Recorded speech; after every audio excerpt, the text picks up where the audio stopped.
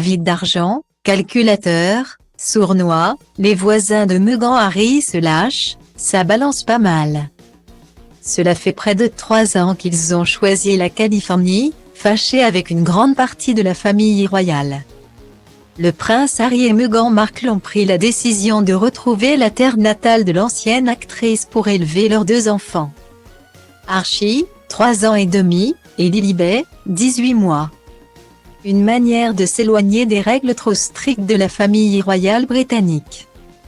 Mais surtout de se rapprocher de Doria Ragland, la mère de Meghan Markle, dont ils sont tous les deux très proches et qui vit non loin du sublime manoir qu'ils ont déniché dans le quartier ultra huppé de Montecito, près de Los Angeles. Style Diva Place Holdé à 1 et à 1, 8 300 px, minimum et 250 px, at Media Screen End, minimum 8 990 px, div. À Place Holdé à 1 et à 1, 8 620 px, minimum et 350 px, style. Un manoir à plusieurs millions d'euros où les enfants peuvent grandir à l'ombre des paparazzis. Et où ils sont tranquilles. Du moins, c'est ce qu'ils voudraient faire croire. Puisque ce ne serait pas vraiment l'avis de leurs voisins. Selon une longue enquête du Daily Mail. Les Sussex ne seraient en effet pas en odeur de sainteté chez les riches, de la vieille garde du Montecito.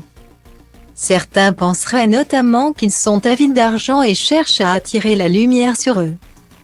L'écrivain George Wayne va, quant à lui, encore plus loin. Je ne connais personne qui soit fan du subterfuge calculateur et sournois de Meghan, et je n'ai pas envie d'en connaître.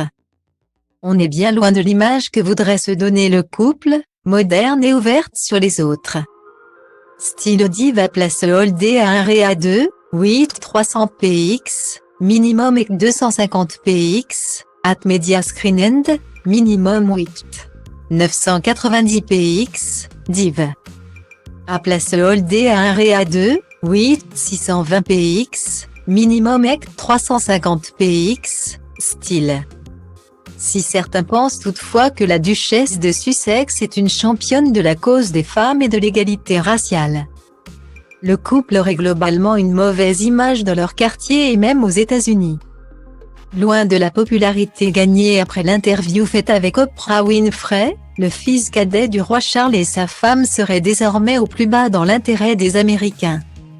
Qui ne seraient que 9% à être très intéressés par les mémoires qui sortiront en janvier. Seraient-ils lassés des trop nombreuses polémiques lancées par le couple, ou par leur recherche constante de lumière? Alors qu'ils prétendent vouloir fuir les paparazzis, en tout cas, le Royaume-Uni se prépare à contre-attaquer les nouvelles révélations du couple, qui devrait sortir dans quelques jours avec leur série documentaire sur Netflix. Le prince William, quant à lui, aurait même prévu de passer au-dessus de la règle de sa grand-mère Never Explain. Never Complain et pourrait enfin s'exprimer publiquement.